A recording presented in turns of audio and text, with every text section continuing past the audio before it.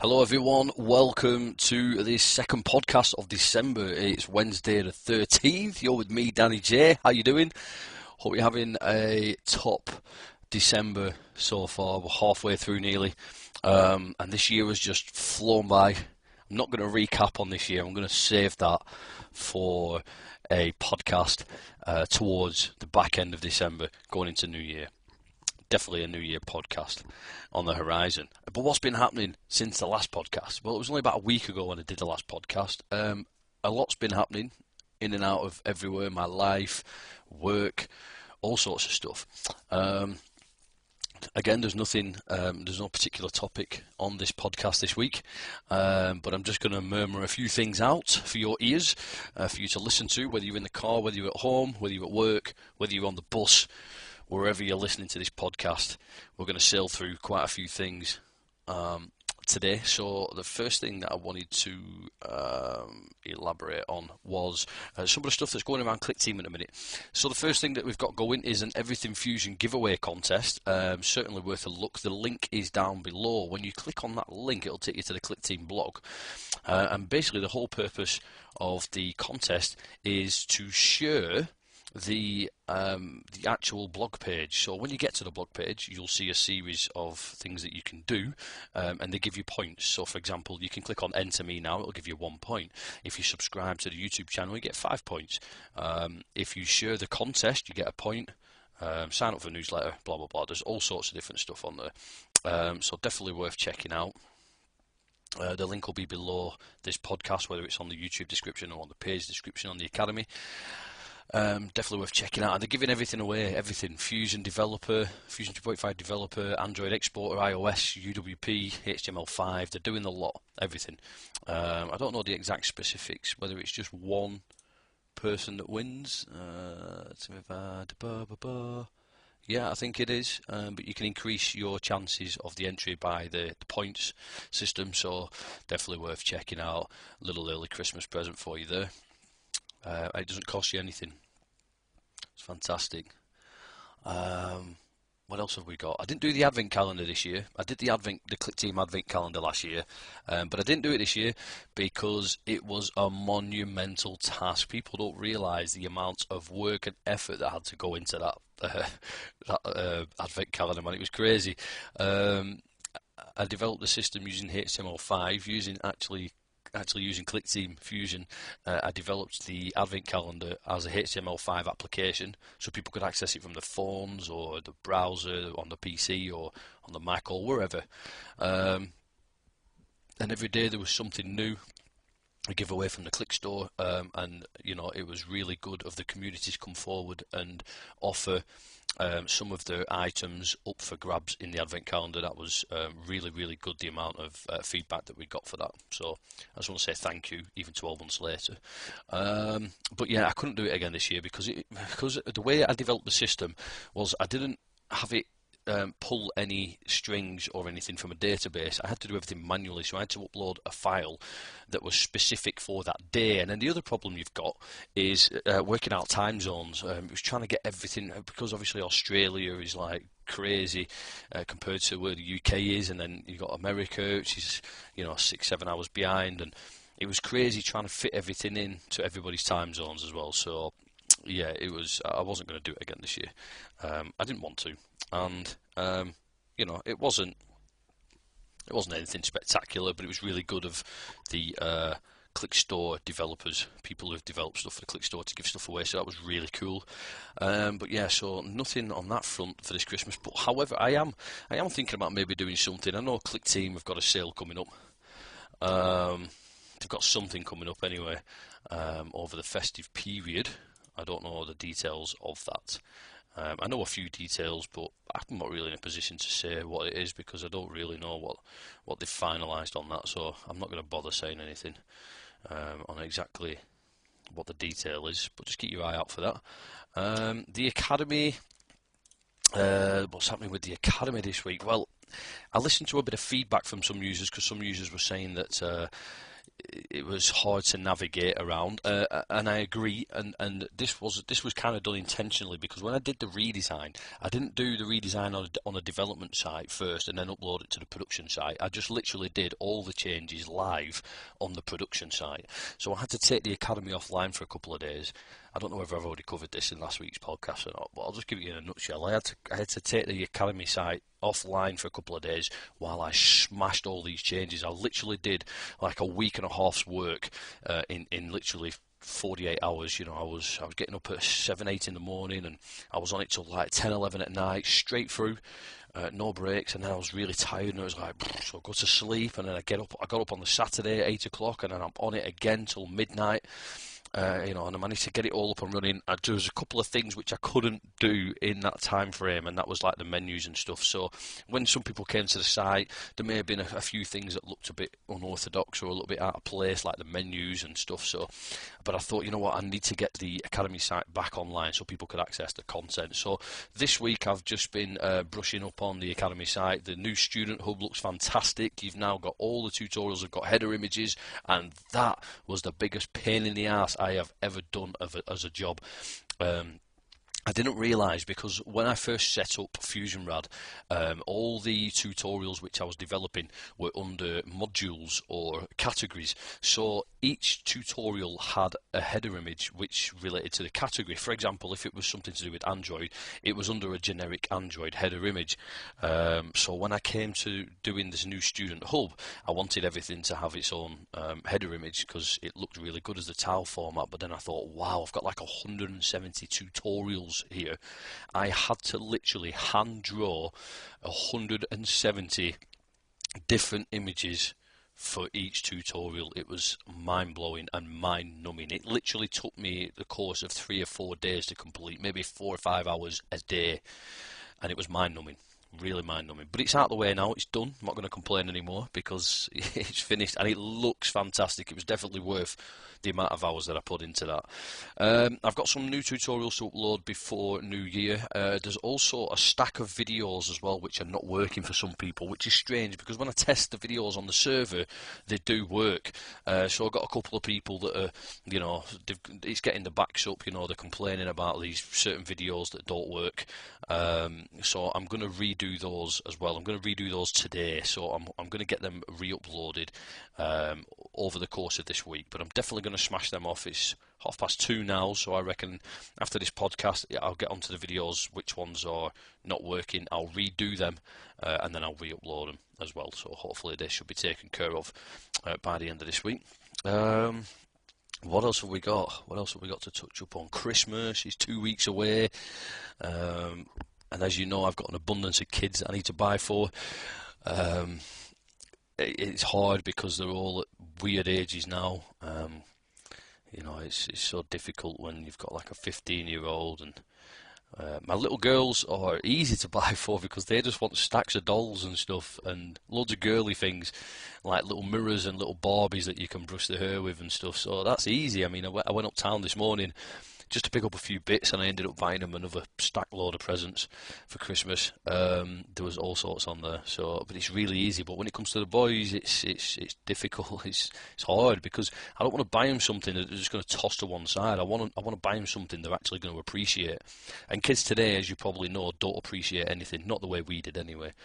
God, I remember when it was Christmas, and when I was younger, like going back to the late 80s, early 90s, I mean, I remember when I got my first Sega Mega Drive, and I got it at Christmas, and then we got Sonic. I had Sonic 1, Ninja Gaiden, maybe a couple of others. So I had like 3 or 4 games. I then had to wait an entire year before I got any more games for it, because when we were younger, things were less scarce. Parents had to work harder. My mum was a stop-at-home mum. She looked after the kids. She did a great job. She looked after us.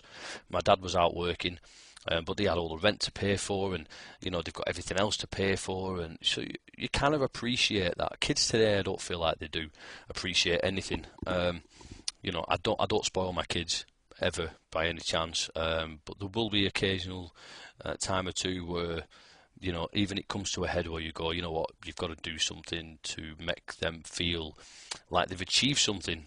So you know, I'm not a Scrooge, I'm not a tight ass, I'm not anything like that. I'm just very responsible when it comes to money. You know, there's priorities in life such as getting your rent paid, your car, keep your car on the road because you need your car, get the food in, and then see what you've got left over, you know. But see some parents out there, they just like to spend willy-nilly, you know, get the kids this, get the kids that all year round, and then they play with it for 10 minutes, they chuck it to one side, and the next minute the bedroom's all cluttered, they've got everything and they don't play with anything. It's ridiculous. So that's not how I roll. But when it comes to Christmas and birthdays, I like to ensure that it's going to put a smile on the kids' faces, you know. I mean, you work out how many times you take your kids to McDonald's these days. You know, you're driving past McDonald's and you're like, oh, come on, let's just get a McDonald's for tea. When I was a kid, McDonald's was a treat. McDonald's was once a month. You're lucky if you even got it once a month. You know, you had to put up with your mum's corned beef hash or something. It wasn't necessarily... but today, kids are going McDonald's every 2 minutes, and they don't appreciate the fact that you're lumping out £4 or £5 per meal for them, you know, when you could probably feed the whole family for about £5-6. You know, you're just getting nice lamb joint and get some gravy going, some potatoes up. £5-6, you can feed the whole family. Yet you buy them a meal from McDonald's that costs £4 or £5, and you know they eat half of it and they chuck the rest away. And it's like, you know, there's some kids out there that die for that. It's ridiculous. And I'm on a rant. I'm sorry, I'm not going to rant anymore. But yeah, so Christmas is around the corner. It's costing me a fortune. I've got all sorts of work coming in because when December came, I said I'm going to relax throughout December. I'm going to relax. I'm going to take my time. I'm not going to do too much work because I've worked all year. I've had no breaks. I've not been on holiday. I've not done anything. So I thought, well, I'll just take it nice and easy because come January, it's going to be back to square one. With all the work and everything, but I just can't help myself. I've got people ringing me up for gigs, people wanting DJs for Christmas parties and stuff, and I can't turn it away. As much as I want to say no, I can't do it, I can't turn it away. I can't afford to turn it away. I have to keep working. So during the day, I'm doing academy stuff, I'm doing some Clickteam stuff, and I'm working on my own projects. And then at night, I'm away DJing, and DJing is mentally exhausting for me, which is why I shied away from doing it from the last year and a half. Because when you live in DJ land, it's a lot different from the other lives that we live. When you're on a computer, you can just be yourself, be miserable, be grumpy, and just get through work, you know. But when you're a DJ and you've got a crowd of, say, 200-300 people or 1,000, depending on where you're DJing, you've got to change character, man. You've got to have an alter ego, and you need to be mentally prepared to do that. People don't understand unless you've been in the entertainment industry. You don't understand what it takes to prepare mentally for putting on a good act. Now, you could go out there and DJ and just be a normal vanilla DJ that just plays music, says the odd bits of banter, and then goes home. But that's not me. I can't be that person. I have to be the persona that I am when I'm DJing. And it stems right back to the radio stuff that I used to do, but I can't do that. I have to be who I am. I can't just go in. If I'm miserable or I'm upset about something and whatever, you can't take that to the work with you. When you get in that place where you're DJing, whether it's a club or a bar, everybody's out to have a good time. So it doesn't matter if you're in a bad mood about something, or you're sick of working, or something's done your head in. You have to learn to erase all that for 4 or 5 hours. Get in there with a fresh face, have a laugh with people, make people feel good about themselves. You know, take the piss out of people if you want. That's the way I roll. But you have to do it for 4 or 5 hours, and sometimes there's nothing worse than that. And that's why I don't do the DJing or the entertainment thing full time anymore, because it grinds you down. I mean, the Robin Williams thing, I can fully relate to. You know, obviously I'm not as popular or as famous as Robin Williams, nor would I ever want to be honest. But I understand fully, what he was going through, because you put on an alter ego. You have kind of like a pseudonym that you roll with. That you put on for everybody, but deep down inside you might be miserable, you might be upset, you might be depressed, and people don't see that. People see the happy, cheery you, and then when you want to be yourself, you can't. I remember in the past, I've met a few people, and I've met them whilst I was out DJing. And when you're out DJing, you're a completely different person. Like going over what I've just said, you're all happy, smiley, everyone's having a good time. Yeah, look at me, I'm a cool DJ, I've got the life of Riley. But when you go home, you put your feet up, the stage is gone, it's just you. And it can get very lonely and depressing and sad, because you've come from such a high, you've built yourself up mentally to such a high, you then drop back down. And sometimes you think to yourself, maybe it's easier to stay in that low position where I was at, rather than psyching myself up just to drop back down again. But, it's manageable. You just got to take life as it is. And DJing, or being in the entertainment industry, if you're going to be good at it, it takes a lot of mental focus. It takes a lot of mental preparation. It takes, you need to be very sturdy. You need to be a very sturdy individual mentally, not physically, just mentally. Just sometimes I've rocked up to gigs. I've turned up, and as I'm driving there, I can feel myself like feeling more and more anxious and depressed and sad. And the reason why you feel like that is because you've got to switch personalities. You've literally got to forget your entire life in the next 10-15 minutes when you rock up to that joint. And when you try and forget about all that, you imagine trying to forget about everything within 10-15 minute window, and then going into a place and then DJing to, like I said, whether it's 50 people, 300 people, or whether it's 1,000 people, you've got to be constantly tuned in and switched on for them 4 or 5 hours, play the right things, say the right things, make people happy, make them jolly, and then the end of the night comes, you've got to wrap it all up, and then you've got to drop back down. It's a weird feeling. It's hard to explain, and I don't want to sound morbid with it either, because believe you me, once you are on that high when you're DJing or you're entertaining, there is no better feeling in this world. It's so euphoric. You can, once you've got people laughing, once you've got people are coming up to you, and most of them are half drunk or fully drunk, and they're like, "Oh, can you play this?" And you think, "Oh, well, maybe I might. I'll make the day and play it." Or, you can have a laugh with it. It can be really, really good. And I think maybe that's the biggest downfall, is we don't realise how morbid our lives are until we actually get in a euphoric place like that, where people are having a good time and stuff. And I think we strive to always want to be there. Once you're in that good place and everyone's having a good time and the music's playing, music is the biggest factor of my life. It always has been. And a lot of people's lives are exactly the same. I mean, you could walk in a pub at Christmas and there'll be no music playing. And you might enjoy that because there's a little bit of peace and quiet. You can chat with your friends and whatever. But it's not going to be as good as the pub that has got music. Now, I've walked into some pubs or bars in the past where there's been DJs on or music, and I'm thinking, God, I'm not really in the mood for this. I just wanted a few pints and talk to my friends and just have a good time, just laughing and joking. But then once I'm already in there for like an hour and I've had a few beers and I've chilled out a little bit, it's completely different. And then you're like, oh yeah, I'm so glad I came here. It's a really good night. So again, I think going back to what I was saying 5 minutes ago is, I think the biggest issue in the entertainment industry is you can get to such a point where you have such a good time, you don't really want to ever come back down from that point. But you have to. And you have to go back to the 2.5 life that you've been living until that comes around again. So that's the saddest part. But yeah, I've been inundated, my phone's been blowing up, I've got lots of gigs lined up, and I haven't DJ'd for over a year now. But it's no skin off my nose. I can rock up anywhere and pull out a mic. I'll tell you what I did last weekend. Was it last weekend? I think it was not last weekend, the weekend before. I ended up going out with, I ended up ringing one of my mates on a Saturday evening. It was about 6 o'clock. I was like, "Oh, what are you doing tonight?" And he was like, "Oh, I'm DJing down at some random pub." I think his auntie owned the pub or something. So I was like, "All right, okay." He's like, "Oh, do you want to come with me?" I was like, "Yeah, all right, I'll come with you." So we went down there, he set up all his stuff, I gave him a hand and So basically, I was just a chaperone. It wasn't my gig. I wasn't DJing. I had a couple of beers. I saw a couple of friends in there, which was odd because we was in the middle of nowhere. And yet I managed to see people that I still knew. So I had a couple of Christmas beers with them and a couple of Jaeger bombs, And the next minute, I was like grabbing the microphone off my mate, and I was starting to do a little bit because you can't snap out of that.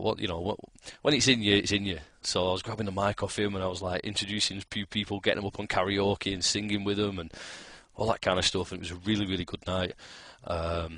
So yeah, and I hadn't done it for a year, and it wasn't even my gig, and it wasn't planned. It was spur of the moment, off the cuff, and I really enjoyed it. So I was like, you know what, this is.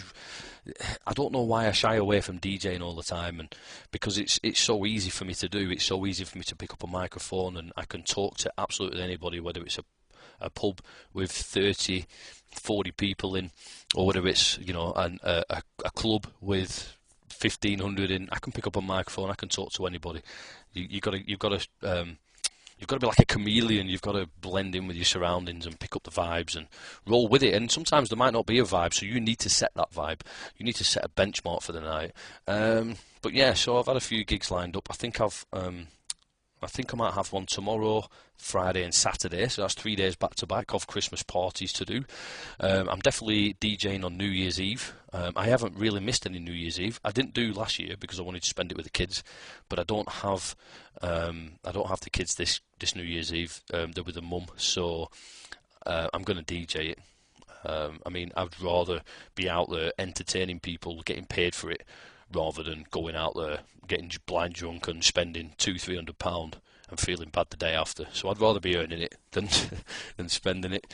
Plus, I can have a good time anyway. When I'm DJing, I'm the one in control. I'm the one playing the music. I'm the one having banter over the mic all night. And I get free drinks from behind the bar and stuff. So it's all good. It's all good. Christmas is good. I'm definitely going to do something Christmas-wise for the Academy, so watch this space. I'm definitely going to sort something out. I don't know what I'm going to do. I definitely need to do something a little bit more festive, but there's a couple of, There's a couple of game jams that are dotted around. I'm going to do a podcast next week, so I'll try and get you a little bit more info on that, but to be honest, that might be a little bit too late, so that was a bit of a lame angle for me to come in at. So if you've got 10 minutes out of your time, just check out the community forums over at Clickteam, or I'll post some links up on the Academy. But I'll do a mail shot next week as well with what I'm going to do with the Academy for the current members and some new members as well, to try and get new people signed up to the Academy. It's full of juicy content. When I was going through the headers, creating all the header files for all the tutorials that I've done, I was like, wow, some of the tutorials, because I did them 10 months ago, I was like, whoa, I've completely forgot that I did that tutorial. There's a lot of juicy goodness in the Academy that I think a lot of people, well, not a lot of people, but I think a few people have actually overlooked. I don't think people actually realise how much content I've actually got in the Academy. I was checking out all the videos from the video structure that I've got, and there's literally nearly a full day of videos on there. There's a lot of content, and I'm still going to be producing new content. Like I said, this afternoon I'm going to cover the tutorials that are not working. I think there's about 5 or 6, and then towards the end of next week, I'm going to have some new tutorials up there. There's all sorts to be going at. What else have we got?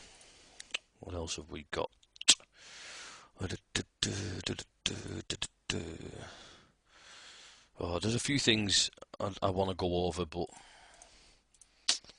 too early to go over them. I'm not gonna touch on them. I bet that's got you thinking on it. If they are important, I will go over them. There's a few things that I want to say, but I think it's probably best that I don't. What else have we got?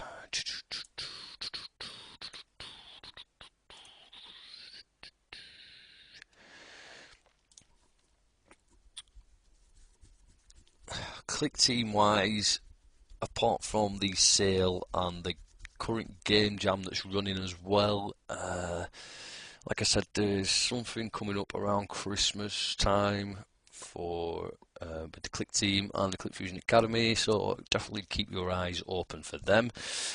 I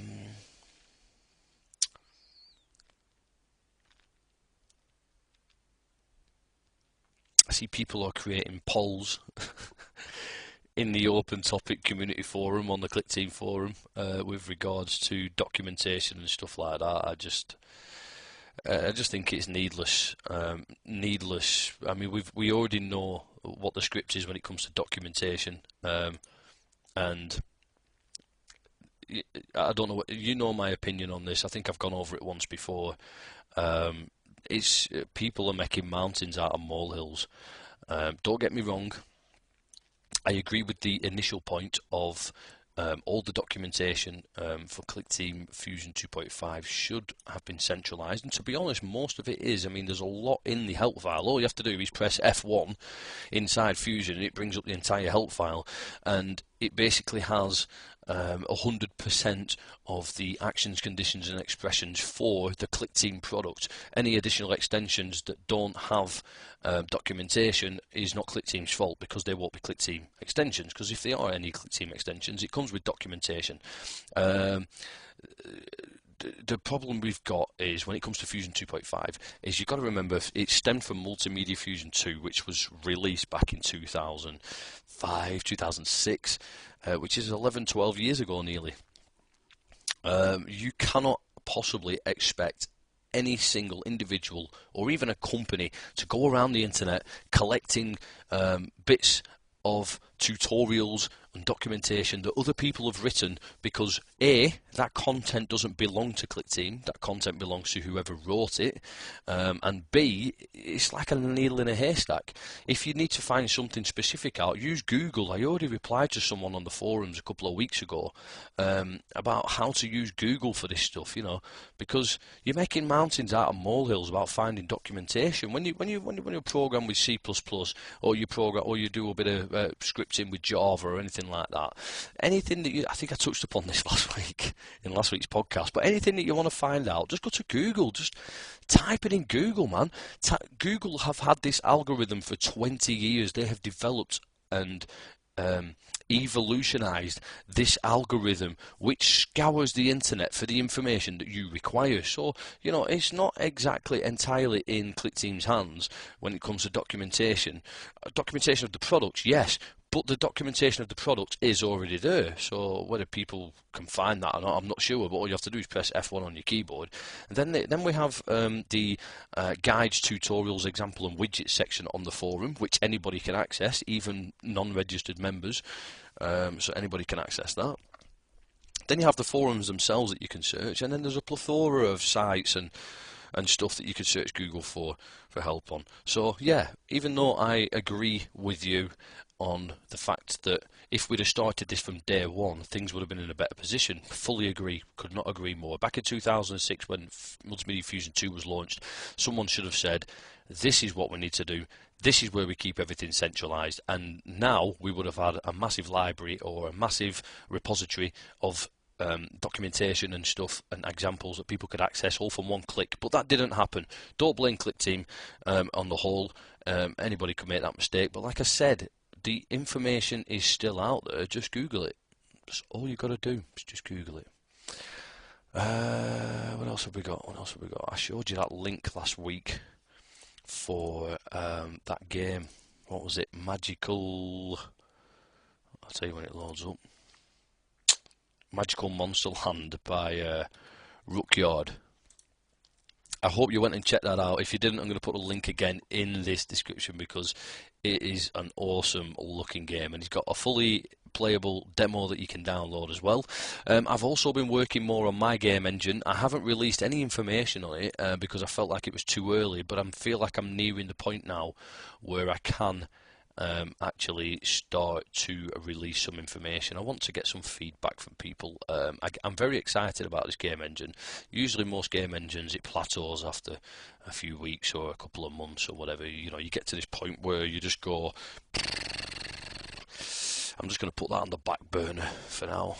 But this game engine that I've been working on, I really, really am excited about it, because even at night when I'm trying to get to sleep and I can't sleep, I'll pick up my phone and I'll, start browsing the internet and going on YouTube and looking for ideas from what people have done and stuff like that, because I'm really excited to keep bringing new stuff to it. And it's a physics-based platformer.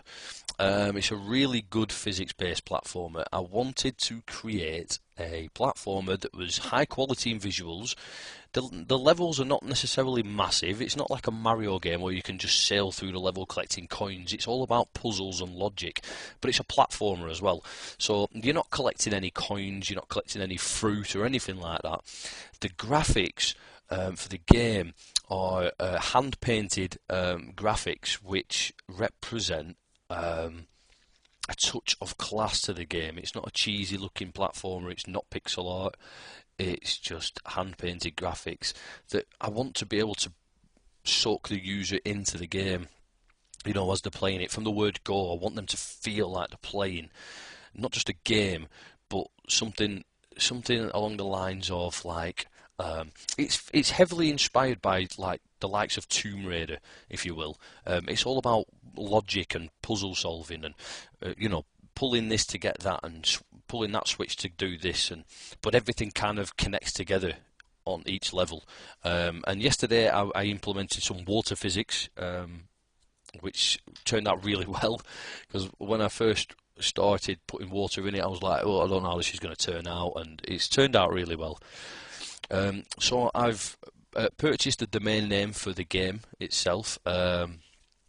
I've also started a blog on it. I might link you to the blog after this. I don't know, because the blog's not finished yet fully, so I want it to look decent before people get access to it. But yeah, the game looks really good. It's called Stones of Roheli, and it's basically a one-player game. I've not put any enemies into it yet. Enemies are not really the focus of the game. The focus of the game is more puzzle and logic, and it's a physics platformer. There's lots of physics involved inside the actual game, because I wanted to concentrate more on creating challenges which are based around physics and real world physics as well. What you would expect in a real world, maybe a little bit exaggerated, but it is still a game after all.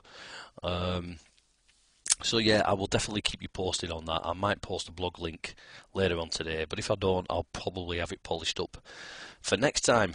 So I don't really have much more to touch upon today. It's been a good podcast. I definitely want to hear what you guys are going to be up to over Christmas. Drop a comment down below. I want to see what you guys have been doing, what you've been working on. And I can go over some of this stuff in next week's podcast without a shadow of a doubt. Don't forget to keep your eye on the Clickteam site for all the juicy goodness that's coming up, and also on the ClickFusion Academy as well. It's been good talking to nobody this week, but I know that you guys are going to be here listening out. So if I don't speak to you beforehand on the Discord channel or anything like that, I hope you have a great Christmas. But I'll definitely do a podcast for next week as well. That's pretty much it. Yeah, we'll wrap it up at that. Cheers, guys. Leave your comments below, and don't forget to subscribe to the YouTube channel as well. See you soon.